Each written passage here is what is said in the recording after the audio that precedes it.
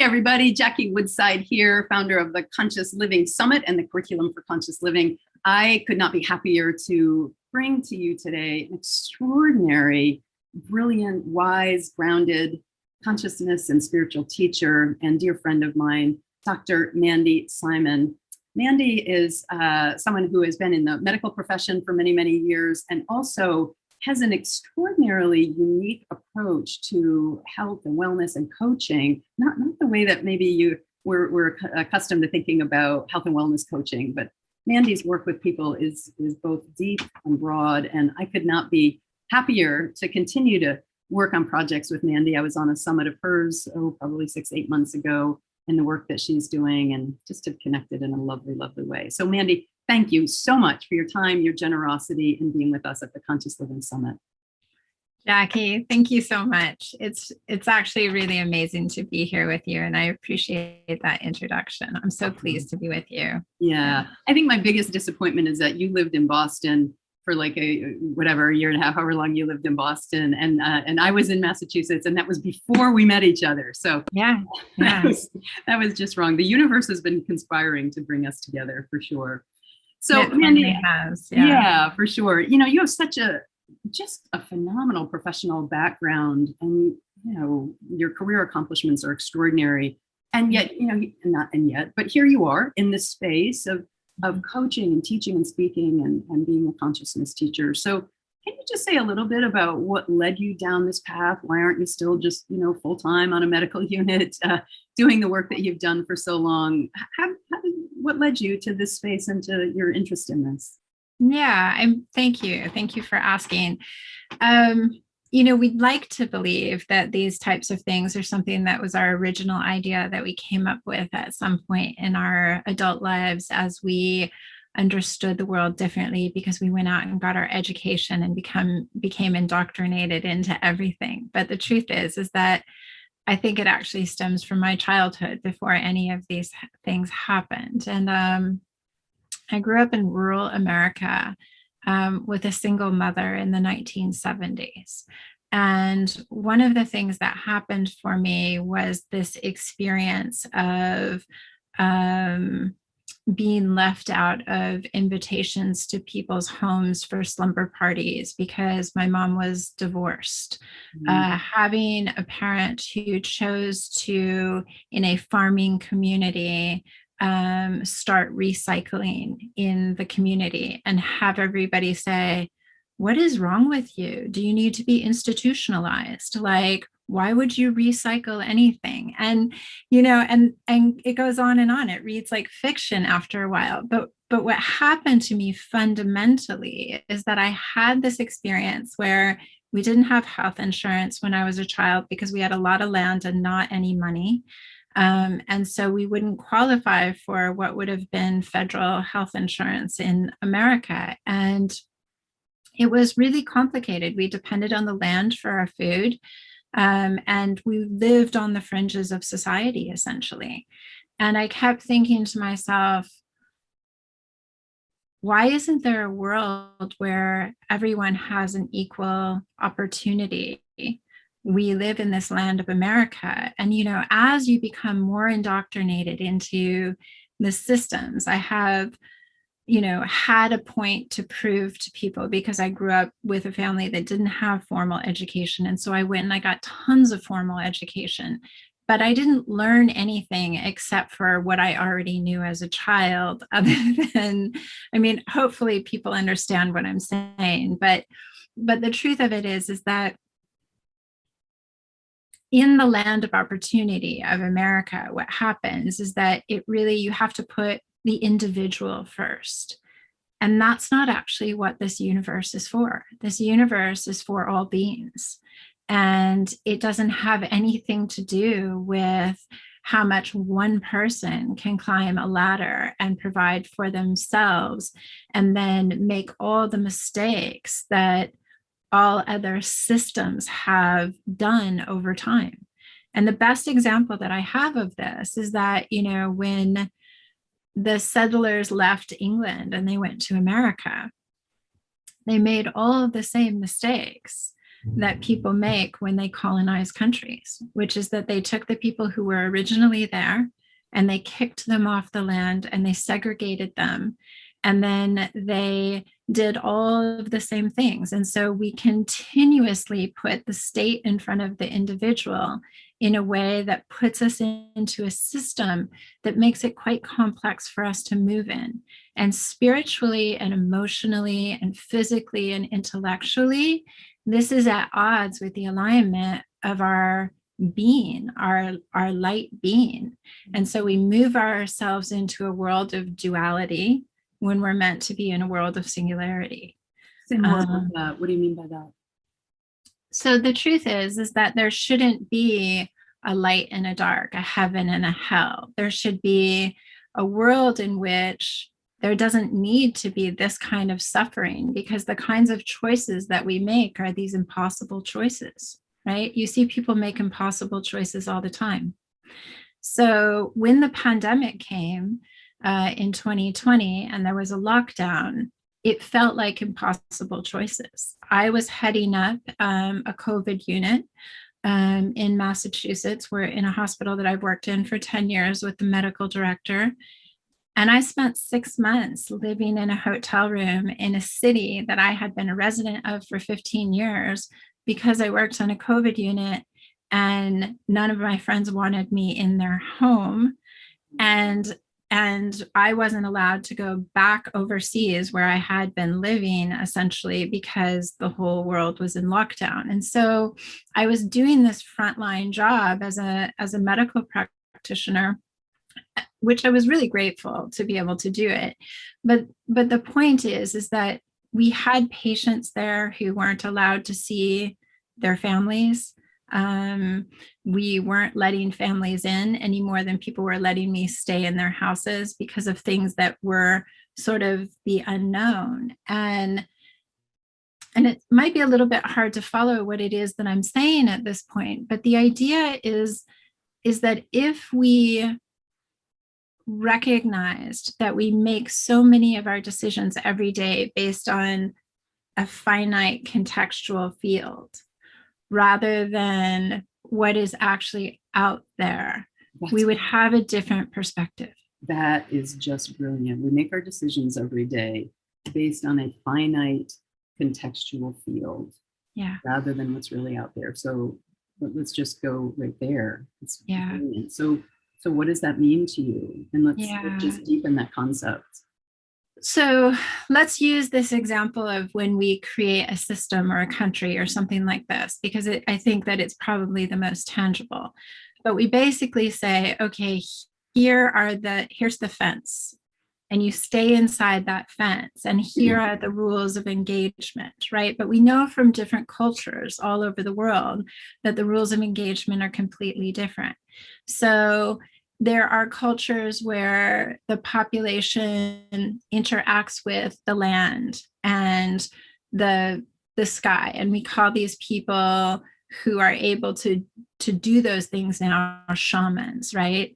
And it's because they could understand that there was a language that allowed the people to have the knowledge of what the universe was offering to them. And the universe is not anything that any of us can define, but we're very good at defining ourselves as these finite beings inside an infinite existence. Mm-hmm. And so when we come into this world and we look at what is happening in front of us, we're always doing it from one area.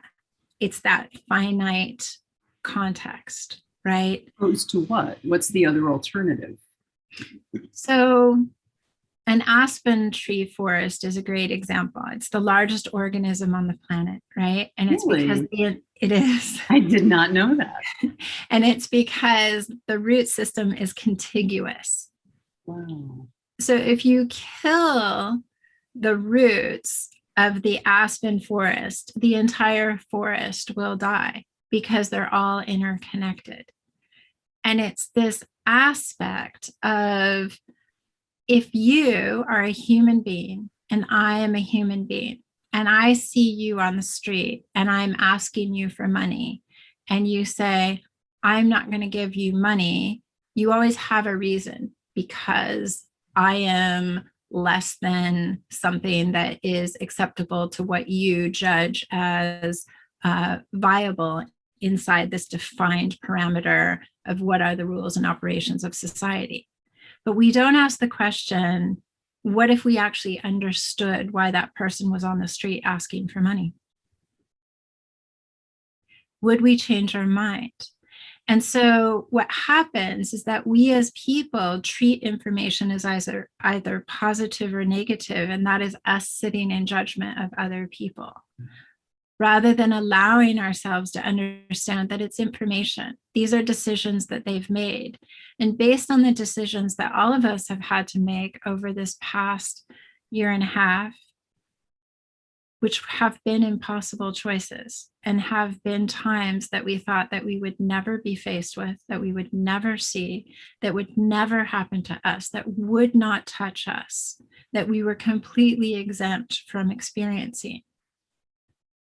What if we worked a little bit harder to understand what is the situation of other people and recognize that they too had an impossible choice?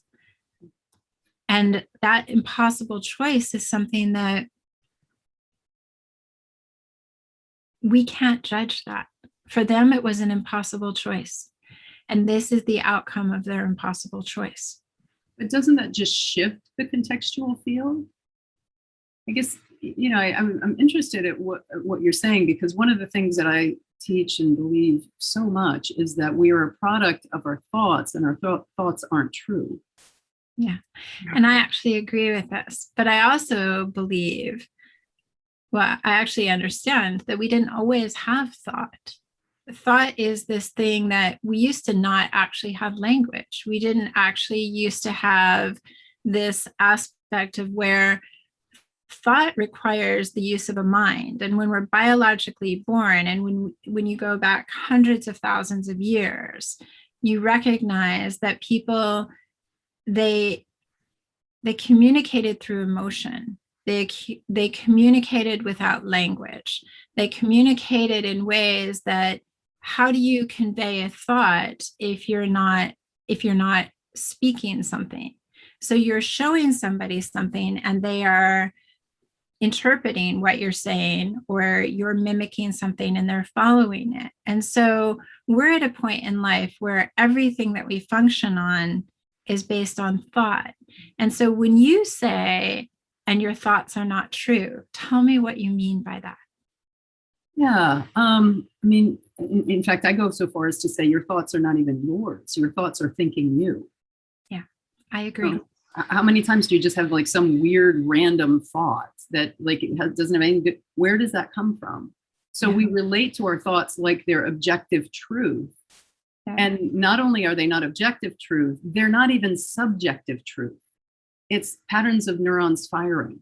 Yeah. And the question is, where did those thoughts actually come from? Right. And my perspective is that they come from this idea of duality and not oneness.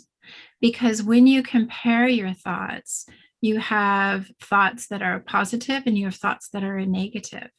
And so when you get pummeled with the negative thoughts and you know that you're a really, really good person, where is that coming from? It's coming from a source outside you, right? And yet the truth of us is inside of us. And so how do we divide out what is true and what is false when we're only using thought to make up our minds? So this is so great. We're really getting into what it means to live consciously. So if you're not using thought, what other avenues are available to us in the human condition? Yeah. And this is where the system becomes difficult, because how do we function inside a system? Wait, what system do you mean? Your human system or government system, your company, society, your family system? Okay. Yeah, we use language and we base it on what we think. And we base it on what we think we know. Right. And what we believe. Everything I would that add that to it as well. I think a lot of our thoughts stem from what we believe. Yeah. the thought patterns of a person who's a conservative right-wing Republican and the thought patterns of someone who's, liberal, tree-hugging environmentalist or whatever. They would be two very different patterns of thought based on the perceptual field and the beliefs that the person has. We Exactly. perceive through our lens of belief. And they all come, whether you're a right-wing conservative Republican or you're a tree-hugging left-sided Democrat, however you want to say it. And of course, not what you get to recognize here is that that's a duality, because Right. you're leaving out everybody in between. So here again, this makes the argument for the finite contextual field. This person over here on the right is setting their belief systems based on a finite contextual field, as is this person over here on the left. So what happens to everything else that's still in the field? How do we evaluate that? I think it goes unseen. That's my take on that. That to me is what it means to live consciously. Right. To see the unseen. Yeah. Yeah. Is have the awareness that just because you think and believe something that is part of a life that you've created an identity in does not mean you have the whole story and that you are all knowing. So great. That is it. That is living consciously. Yeah. This is my contextual field. This is my lens of perception. Yeah. These are beliefs that I hold and espouse. And this is what I teach all the time. And it's not the truth. With the work that you do, I think we've even talked about this before. With the work that you do, we know that there is actually a deep-seated reason why some people in this world show up late to a meeting. Okay. If they were born in the Northern Hemisphere in what is coined by our economic and capitalistic system as a first world country, we understand that their reasoning is usually linked to some subconscious behavior, that there was a punishment at a younger age about not being on time for something. And it is the subconscious mind unconsciously recreating a situation to give them the opportunity to show up on time, but they constantly show up late. And if we could go back to that coordinate, that space-time coordinate in their life and identify what it is so that we could free them of that, and they can recognize that's where the behavior came from, and they could have awareness about that, they can change that behavior change. But if you look at somebody that comes from a country that doesn't keep time, essentially, then it's not at all the same thing. And we tend to have this way about us from wherever we're from whatever we believe, that, a person who is late has a level of worthlessness associated with them because they can never show up on time. And that too is a belief system. So it's like not really being able to understand and make space for all that there is. And the unseen is so often in front of us every day in the things that we judge as not good, not acceptable. Mm-hmm. So what do we do with all of the people who learn differently? Coming from the life that you have, the experience that you have, this whole idea of language, you have this background in sign language, right? I mean, it's an excellent example. Play it out for me. How do you see that relating? How many people do I come into contact with in my world pre-COVID, just because we're inside more now than we were before? So let's say when we were actually all out in the world, not being told to stay home. Let's use that as the context. How many people did I encounter in the course of the day that had some sort of hearing impairment? And how am I equipped to interact with them? And what's your worldview of them? The stereotypical worldview. And mostly because they are unseen to me, because we don't move in the same circles, it's not part of something that I consider on a day-to-day basis. Now, the question is, why do we not move in the same circles? And I would have to venture that the system doesn't support this in the way that would make it an even playing field for everyone who isn't functioning as the norm to be present and visual each day in a way that is comfortable enough to make that true. And what would that look like? I have a very, it would look like building a system that doesn't make it so that the choices that we make are only about the people that are seemingly all the same. So get that right. So in how you're teaching right now is that conscious living means that no one gets marginalized. That's exactly it. There's no othering. I have clients, for example, like one of the things that I do with my clients when I first start working with them is that, we have certain tools at our disposal. It does make them a finite defined field, right? But I'll often have them take some sort of personality test and some sort of creative type test.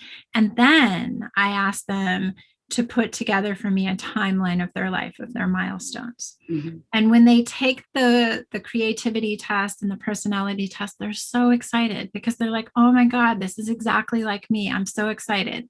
And it's just giving us a starting point to get to know one another, right? It doesn't really have anything to do with that's who this person is. It has to do with this is accurately representing to about the 90% mark the identity that they have created in this life based on their belief systems and all of these types of things. And they get really excited about that. Every single person that I work with will say to me, when I had to create the timeline, it felt like a minefield.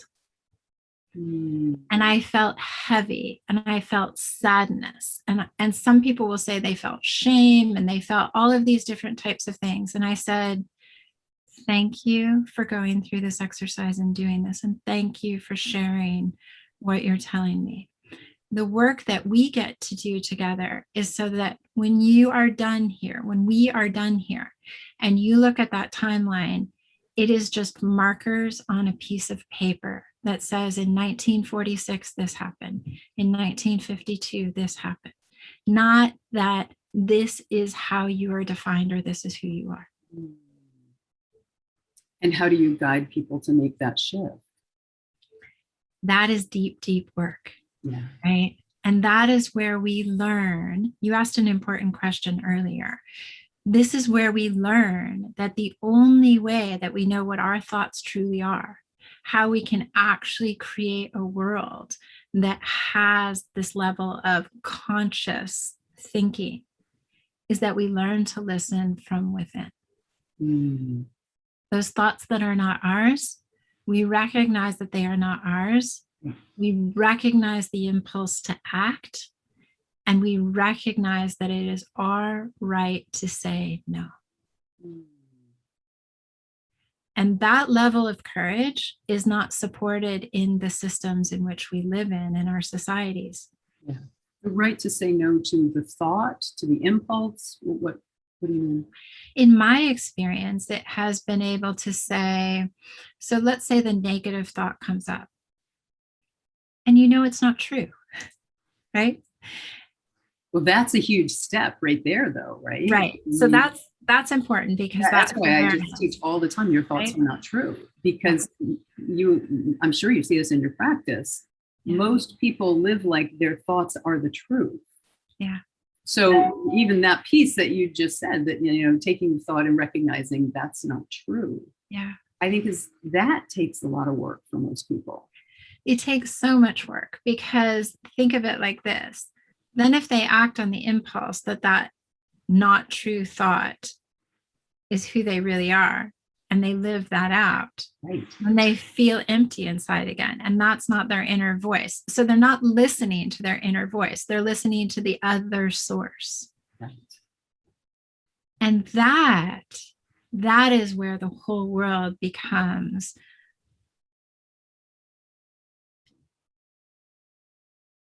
that's where the whole world becomes something that is beyond anything you could have ever imagined, because that's where the unseen lies.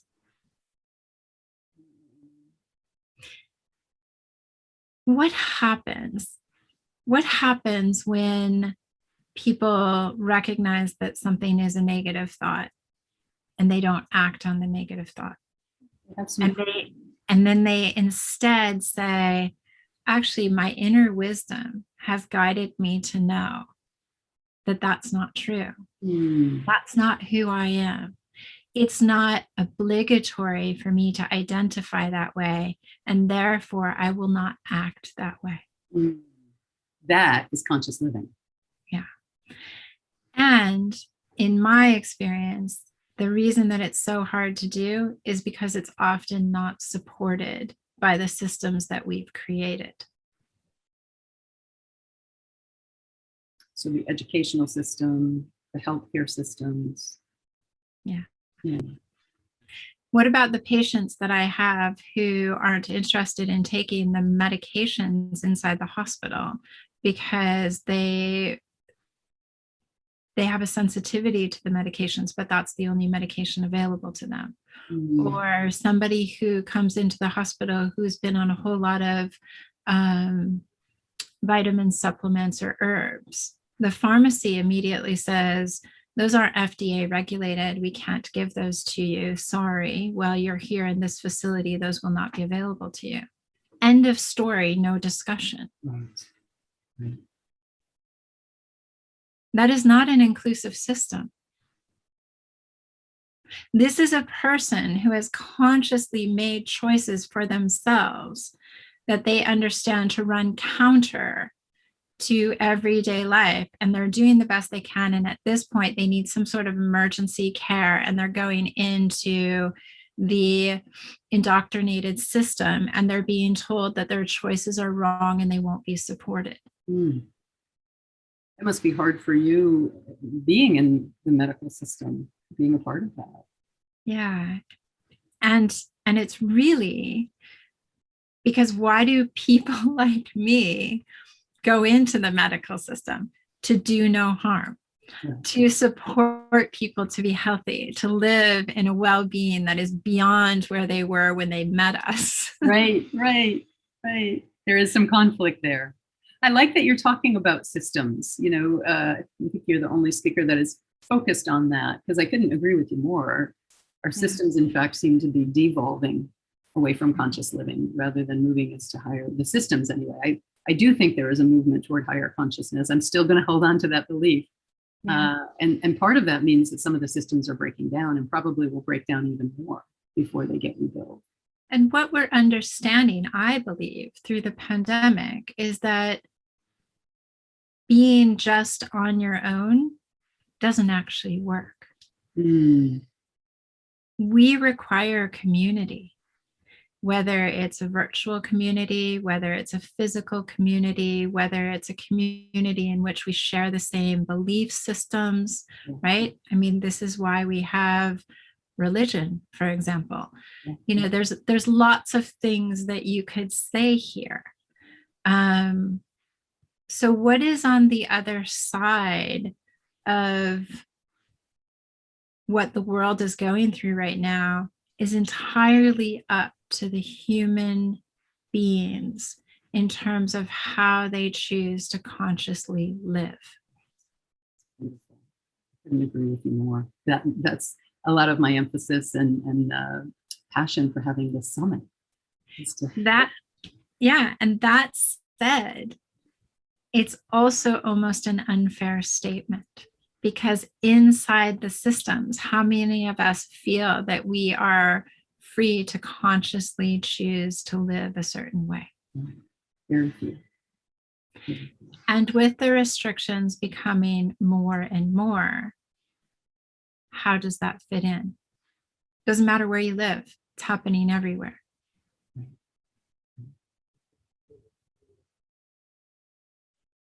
Which is why awakening and living consciously is even more important, even without, again, the constraints that we're talking about of how we live really are part of the contextual field. External constraints have nothing to do with your internal condition. Yeah. As Viktor Frankl, in Search for Meaning, really pointed to so beautifully. And Eddie Hillesum, another writer from the times of the Holocaust, Diary of an Interrupted Life, Eddie Hillesum. And the Holocaust is an incredibly important piece of history that we should all be good to remember at this point in time. Yeah, exactly. We should recognize that this was an incredibly instructive lesson for what we see befalling our nations today. Yeah, I think I do feel that including history as part of the contextual field would be helpful at this juncture. So one of the biggest tools that I think that we can use in everyday life is to ask the question, what if? And each individual person has to be the one to fill in the blank. Well, wait, hold on, because I think a lot of people do ask the question, what if, but they're asking an anxious, like, what if I get coronavirus, or what if my kids get sick, or what if I can't see my parents, or what if I lose my job? So I think there's a lot of what ifing going on. I don't think that's exactly what you mean. So how are you suggesting people ask that question every day? Yeah. The way I think of it is that a lot of attention has been put on the fear of everything, which is what you just rattled off, right? It was so simple for you to just rattle that off. Right. It's the contextual field that is around us. So what if, let's just use this as an example. What if we took ourselves out of fear? Just for a moment. And we started to allow, when we do that, it allows our subconscious to lead us more toward what our true inner voice is. And when we can do that, we can actually hear the truth of us, which in a field of one is the truth of all. We live in a system right now that celebrates the individual, especially in America, and not the collective. And what I mean by that is that you can't leave anyone behind. So if you had to make decisions about, what if I do no harm? What if I secure my bonds of affection? What if I leave no one behind? What is the decision I would actually make? I find that often the answers seem like impossible decisions to make, because they can often run counter to everything that is conventionally acceptable. But the question is if enough people make these decisions and they choose a world where everyone is equally represented without being marginalized. If we chose a world where everyone had a home, we don't have to call it socialism. Right. It can be something completely different. Because we are the original dreamers. Every idea that we have that exists as a reality in this world started as an idea, as a dream. I love that. So true. We are the original dreamers. And if we are the original dreamers and we choose consciously daily to do no harm, togetherness, bonds of affection with everyone we come into contact with, no judgment, not of ourselves and not of others, who would we be? Well, it would shift the contextual field. Yes. And then everything new gets created. Yeah. That is conscious living. To me, that is conscious living. Everyone gets included. No one gets left out. And it is knee shaking, tear creating huge unknowns. And it doesn't feel safe. And as human beings, we are taught to stay safe. Even in this time, everyone says, stay safe. What on earth do they actually mean? Mm-hmm.